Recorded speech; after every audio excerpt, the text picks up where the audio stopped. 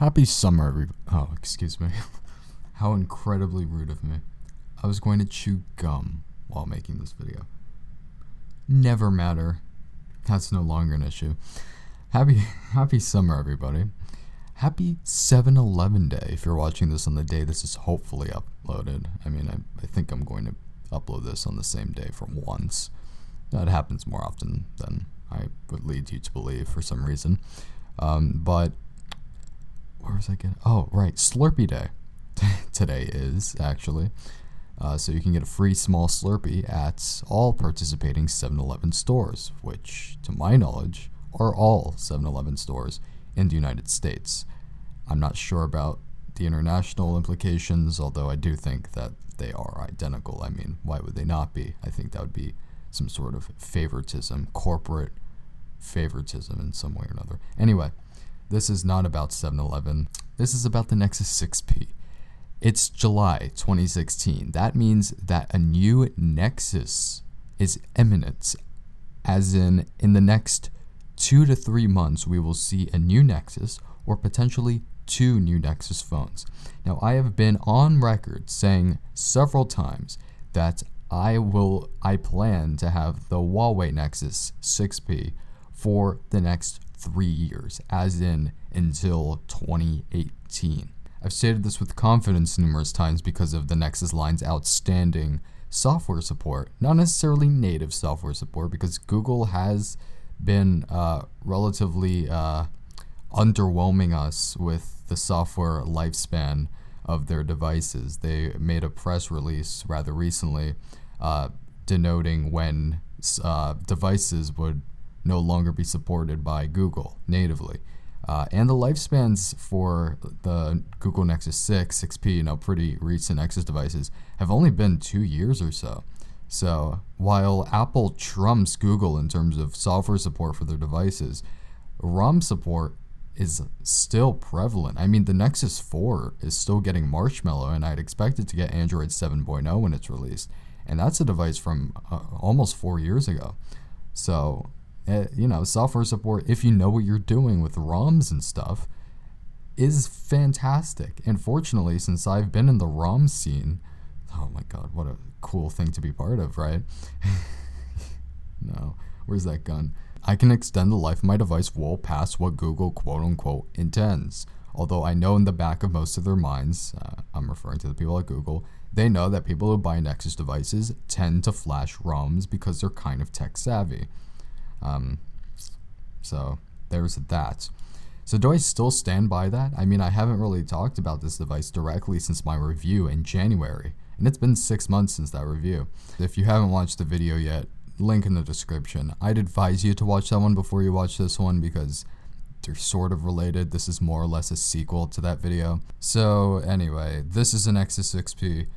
It was released in late September 26th or so. I got mine November 5th. This is the second Nexus 6P I've owned. The first one had a defect in which the screen casted a pink hue. It was an AMOLED display related issue. So I replaced it, and this one's better, but it's still not perfect. It still irks me that the volume buttons are kind of mushy, which wasn't an issue on the last one. Though I would rather have these mushy buttons than the pink screen that I had. So I guess you win some, you lose some, and in this case I lost less than I gained. Okay, that's logically sound. Sure, yeah, that makes sense. Why am I discrediting myself? I don't owe myself that. And here's the power button, and it's still kind of mushy too. So, but the screen is solid, so that's all that matters. Oleophobic coating, I think, sort of wore off. Oh my god, that is quite nasty. A lot of people have been saying, well, I got a couple of comments. I'm just wiping it right now. I got a couple of people in my reviews saying that I should wash my hands more. I wash my hands upwards of maybe 20 times a day. I'm slightly obsessive when it comes to washing my hands. I just have slightly oily skin. Sue me, really. I'm sure a lot of people share the same thing. Their skin is kind of oily, and that kind of happens when you're kind of human. So for them to skimp out on something like the oleophobic coating, I'm sure it was implemented. It just was very, very weak because in a matter of weeks, the screen went from, pretty fingerprint resistant to downright nasty, just disgusting if you didn't wipe it for an extended period of time. So I just wipe it before it reaches that extended period of time. And I haven't had any issues other than slight inconvenience, but it's just something you have to deal with. It's just now, of course, it's getting kind of unbearable, but, I'm bearing with it. Bearing with it. See what the lack of going to school does to you. I forgot how to speak. It's not just that I haven't been making videos often recently. It's just because I'm not in that school thing anymore. Well, until August 22nd, but Anyway, back to the Nexus 6P. What else did I talk about in that video? Design-wise, I still stand by the assertion that this is a good-looking phone, especially from the back. This is one nice-looking phone. I love this top thing. It looks nice, especially when the light casts upon it. It's very beautiful, I think. The front could use some work. I really don't like how this looks.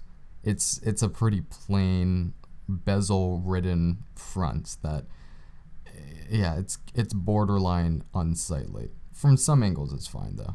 Of course, the flanked front-facing speakers are nice, but it makes the phone look slightly less attractive than it should. Granted, without them, the phone would probably look worse. Given that the bezels were retained. But the best way to no, that's setting myself up too much.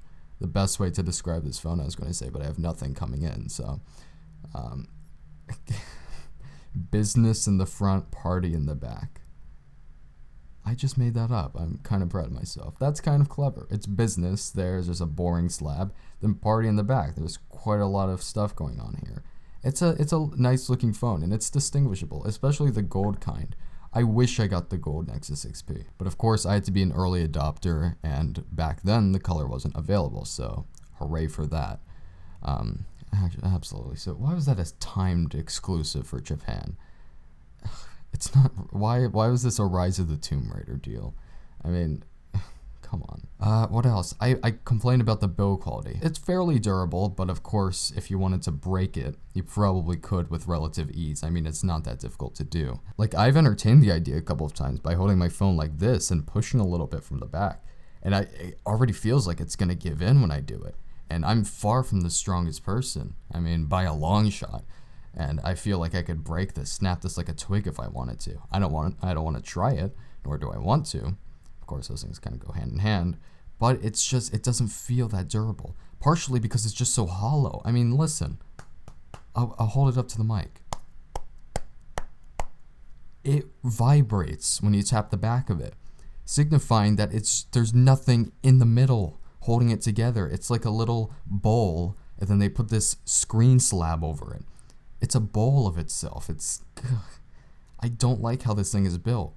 They had to cut corners, I guess. Maybe it's just Huawei and their manufacturing process that's screwed up. But maybe at the same time, they just want to cut corners. This thing came out with a retail price of $500, yet it had all the specs of a flagship. So they had to cut corners, I think, in the build. And the way they built it was probably just cost efficient more than anything. It's a bad way to build it, and I still don't like it, and it bugs me that this phone is built this way, and this is the phone I'm having, and the phone I'm using. But hey, it's still a good phone in most other respects, and we'll get to that eventually. In my review video, I stressed the fact that the Nexus is known for software unlocking, that you have the freedom to do anything you want on your phone, which is something that should be a standard.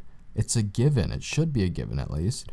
But when things continue, like carrier locking and, software restrictions and etc., and things that sort of relate to that, it takes away from the overall experience.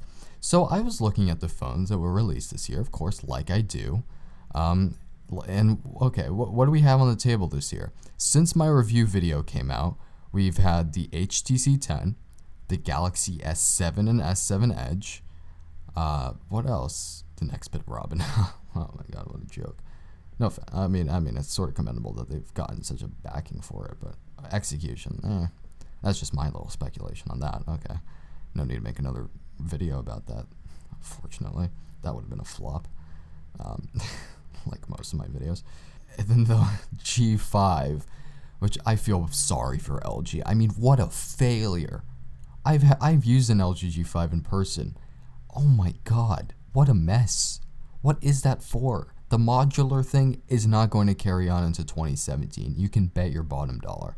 I mean, what were they thinking? It was an yeah, okay, they tried to be experimental, quirky, unique. It went wrong. I would not buy that for $400. I wouldn't buy it for $350. Maybe $300, but not $600 for that crap. So what do those phones have in common? Okay, they have a Snapdragon 820.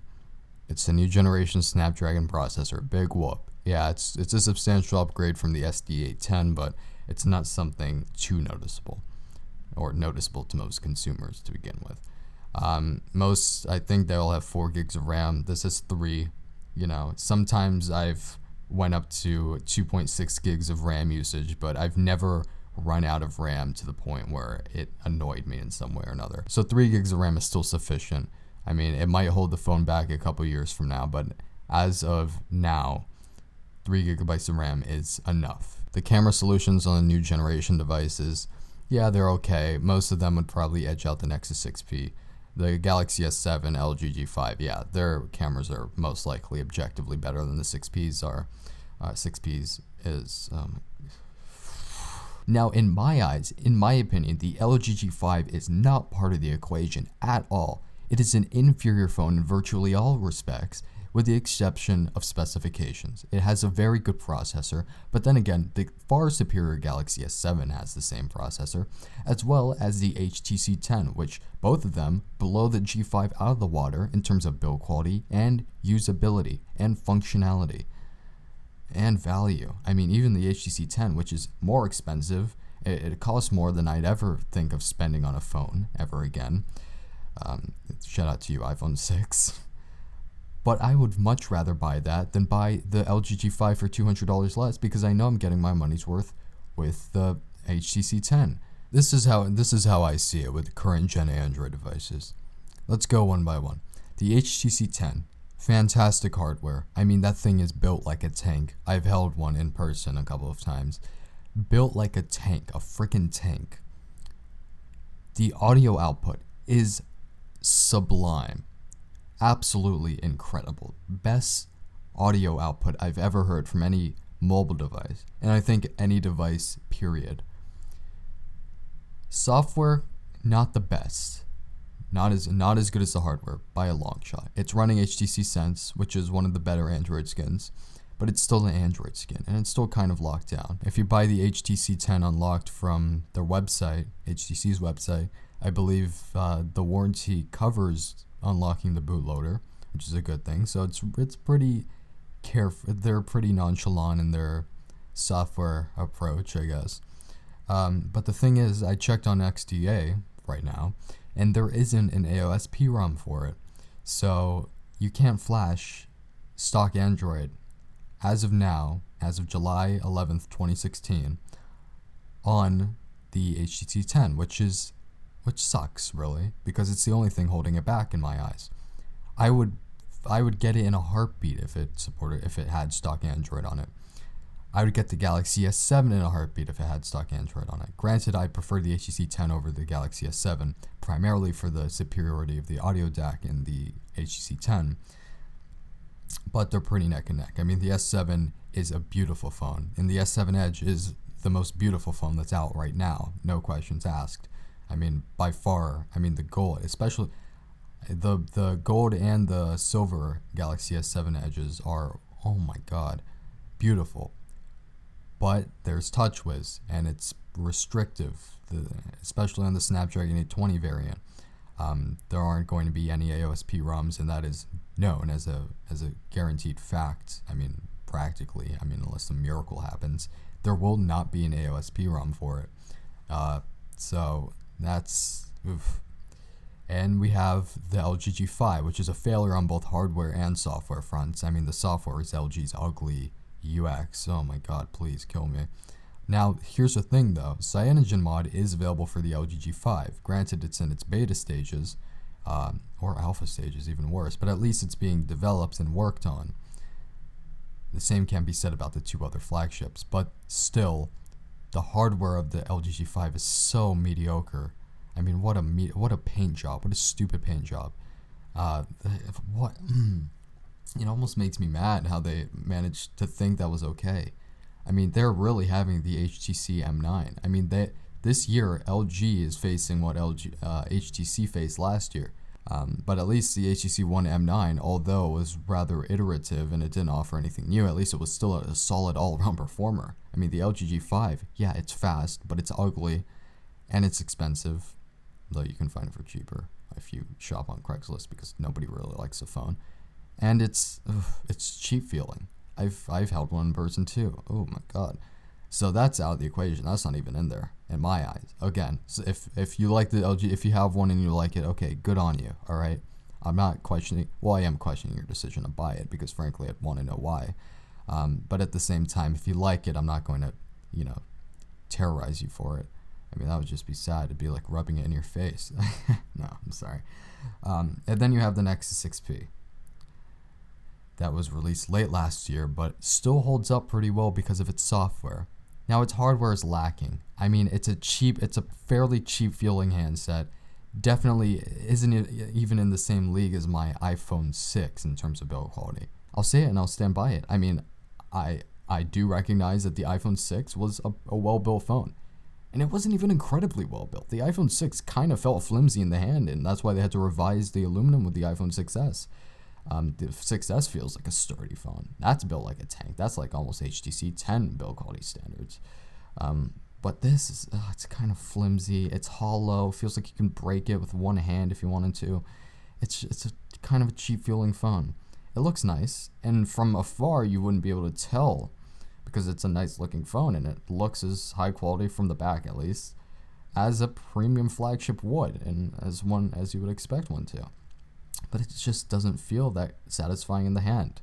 The in-hand feeling, it's boxy on top of it. So, in addition to the flimsiness and cheapness, don't get too ahead of yourself. It's just so. Oh no, new prank invasion video. Oof. Mom edition. Oof, that's too risque to show here. All right. Not like I was even going to show it. Copyright's a thing. And my dignity is too. Oh no, we can forego the latter. But that's, hardware doesn't stand up. If this was running LG's user interface or something horrible like that, off with your head. I mean, this thing wouldn't even be in the question. I mean, the hardware is just so utilitarian and boring and mediocre in terms of build quality. But its software, it gets the software right. It gets it on point. You can do anything you want with the software, which is the main reason that the Nexus is still relevant. I mean, this thing, it's an improvement. At least it's made of metal this time instead of plastic like the Nexus 6 or even the Nexus 5X. But it's still not as premium as a modern flagship should be in terms of build quality. And that's my biggest gripe with it. I have to put a case on it to make it feel somehow substantial, or somewhat substantial, more so. It's like an average. It feels like you paid $450 for it, and I paid $582 for it. It just doesn't feel as premium. I'm sure the OnePlus 3 probably feels more premium than this in the hand, and that costs less. But I don't know. I've never held a OnePlus 3, and I probably will never hold a OnePlus 3. Thanks, and I can't rag on them because of the invite system because I don't have it anymore. Good on them, but they still don't. They don't sell it at Best Buy or anything. So good luck having the average consumer or anybody that wants to get their hands on it without buying it. Get their hands on them without buying it, without buying them. They're interchangeable in some weird world. But my point is, if HTC and Samsung started adopting stock Android as their platform, their software platform, there would be no need for a Nexus device. There would be no reason for a Nexus device because the hardware of Nexus devices historically has been inferior to practically every other third-party manufacturer that makes Android devices. Of course, Samsung being the exception back then because they made some ugly ass Android phones, and cheap feeling. But nowadays, there's too much competition from handset manufacturers that are upping the ante in terms of hardware quality. But of course, they just fall a little bit short when it comes to software. So that's why the Nexus is still relevant, and that's why it's still necessary, and that's why it's still needed. Now, my point, I guess, another little sub point, is this going to change in a couple of months? HTC, as I'm sure you know, is rumored to be making the next Nexus device, or Nexus devices. In case you're not up to date with the Nexus rumors, and admittedly, I'm not like scouring the internet every day for them. I really am not. I mean, believe it or not. HTC is rumored to make 2 new Nexus phones come September. I mean, every year it's around, the time is still up in the air, but it's all but confirmed that HTC is making the new Nexus phone, or new Nexus phones, because they're rumored to be making 2 Nexus phones, with the only differences being the battery sizes and the screen sizes. The battery size and the screen size. And HTC is known for making well-built things. HTC is the Apple of the Android world. They make impeccably well-crafted Android products, Android handsets.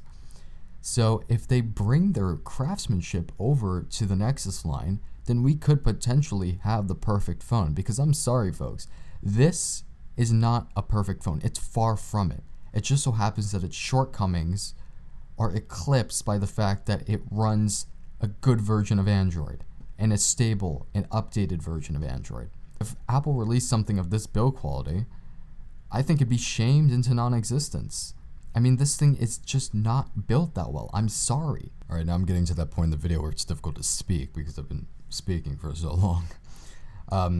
Okay, let's try to summarize this and bring in a couple of other points, I guess, in reverse order.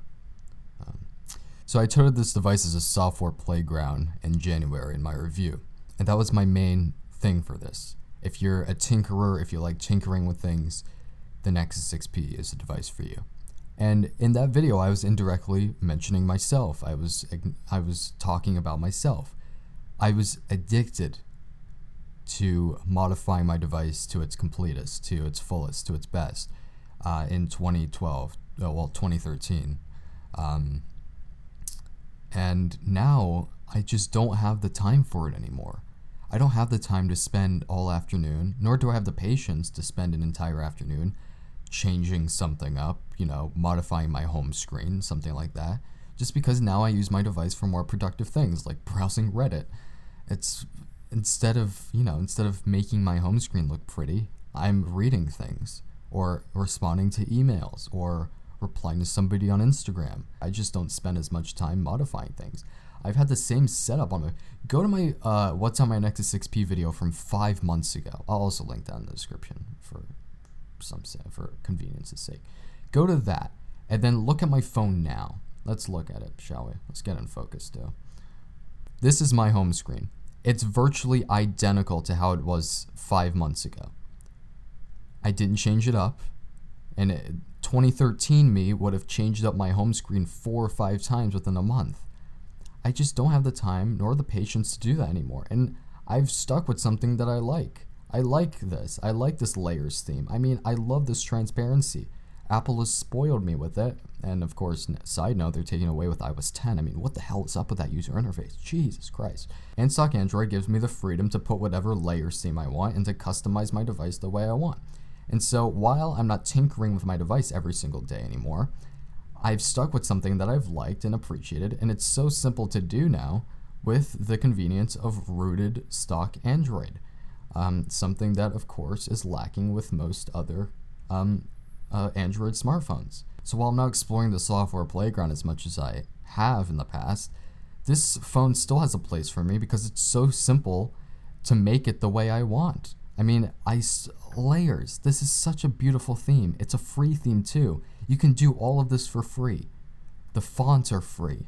This theme was free. And oh my god, I love this software. I love how I'm able to customize it the way I want to. This phone doesn't deliver on the hardware front as much as a good phone should. But its software is so exemplary, it kind of justifies it.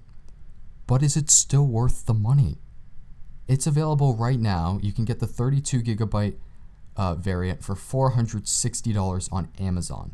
$460. But would I recommend it? To be honest, no, I would not. I do not recommend you go get this phone at this point in time. If you bought it 9 months ago and you're still happy with it, good for you. For the most part, I'm still happy with my Nexus 6P. But I wouldn't buy it right now, primarily due to the fact that the Nexus line is getting a refresh in a couple of months. So instead of buying this one right now, which does have its fair share of hardware quirks, I just wait for the one that will potentially demolish Huawei's offering. I mean, HTC will bring two things to the table. I'm assuming that Huawei has failed miserably with. One, build quality. This hollow block will be succeeded ideally with one of HTC's best offerings. I mean, the HTC 10 is a beautifully crafted device. If they can carry that to the Nexus line, that would be a huge improvement and would, oh my god, it's making me excited right now. And I'm not even going to get the HTC Nexus because I've spent money on this, and I'm not spending another $600 on a phone because frankly this does what I need it to do, just not quite as well as the HTC Nexus might. So number one is build quality. And number two, which is also a hardware defect, or production-wide hardware defect with the Nexus 6P, the audio output, the DAC. I don't know what they did to make the audio output so abysmal with the Nexus 6P. I don't know if the production process led to more, electronic interference with the digital to analog converter. I don't know. It just doesn't sound good. I made this a key point in my review, and I still stand by it. The audio quality is criminally bad. It hurts when I have to listen to music with. I have to EQ the shit out of my Nexus 6P to make it sound anywhere near decent. And software equalization doesn't replace hardware deficiencies. You can't mask the mediocrity of audio output with software. Yeah, you can sprinkle it on top, but at the end you're still listening to crap. It's bad analogy, but I'm frustrated. It's bad, really bad. And when you juxtapose its output quality with HTC's offering with the 10, you can't help but cry. I mean, it was painful. It hurt me listening to how much better HTC's audio DAC was in their flagship. And they can port that over to the Nexus. I hope so, dearly. Dear God, let that be the case. I mean, there are two significant hardware shortcomings, the audio DAC and the mediocre building process of this phone, that can be remedied with HTC. And maybe then we will finally have the perfect phone that delivers on both hardware and software fronts. Because as of now, there is not one phone out there that delivers on both fronts. This software is good, hardware mediocre. Samsung's Galaxy S7. Hardware, really good. Software, falling quite short of what should be expected. We have HTC's 10. Build quality, phenomenal. Software, okay, but not great. HTC's Nexus can be the first phone to deliver on both hardware fronts with the incredible audio output, the incredible build quality, and hopefully design, we'll see, and software with stock Android and bootloader unlocking and rooting and ROM support galore, So I'm crossing my fingers, and that is why I cannot recommend this phone, because there's a much better phone on the horizon, I think, and that will be HTC's new Nexus phone, or Nexus phones, of course. I think that's it. This is a good phone, but even for its pretty modest price of $460 right now on Amazon, I cannot recommend it. I just suggest you save your money for a potentially slightly more expensive Nexus phone, because I think it might, I don't know. I wouldn't be able to estimate the price, but who knows? Maybe they'll if the new HTC Nexus, well, since it comes in 2 screen sizes at least purportedly, maybe they have a 5.2-inch one for $500, 32 gigabytes. I think that might be the perfect phone. I mean, that if that's the price, okay, I'm predicting it. They're gonna have one phone 5.2 inches, another phone 5.7 inches like this one. There'll be a $50 price difference between the two. 32 gigs for the 5.2 inch phone starts at $500, and then we'll have a 5.7 inch display Nexus, HTC Nexus, that starts at $550. So that's my estimation. If that's the case, just save your money. Don't buy this. Save your money. Maybe you'll accumulate an extra 100 within the next couple months and get the new HTC Nexus. Don't get this one. This was an experiment. The first metal Nexus, yeah, good, okay, hooray. But it's not worth your money, and it's not worth your time. I don't think so, because there's a better phone coming out, so I just wait for the better one, or the better ones. And that's basically it. If you disagree with me, I'd love to hear your feedback in the comments. If you think I was too critical of the LG G5, you can leave that down below as well. I'm open to other personal experience, I suppose. So to sum up, how does this stack up? Yeah, the Nexus 6P stacks up fairly well. I'd say it's still in the top 5 smartphones. It's better than the LG G5, which came out this year, so that's a good thing. That's not even in the top 10. Oh my god. A little tidbit, I guess, on the OnePlus 3. I don't know what it feels like in the hand because it's not in any stores. But for $400, it has almost everything. I mean, pretty active developer support, pretty good build quality. I mean, the display's at 1080p panel, and I've heard it was a pretty mediocre one. So I guess that's its Achilles heel. But we'll see with HTC Nexus, hashtag HTC Nexus Revolution. I think this is going to be the big kahuna, I really do. But we'll have to wait until September to see. So yeah, if you're holding on to your Nexus 5, wait another couple months. Don't get the 6P. It's good, but there's a better phone coming. I'm repeating it because I think I might be right. Alright, that's it. I think I've wasted enough of your time. New video pretty soon, I guess. This was a long one, so this might hold me over for a few days. I just make really long videos every week or so, and I think that should be enough, but who knows? If I feel like talking soon, I will, because this isn't that tedious.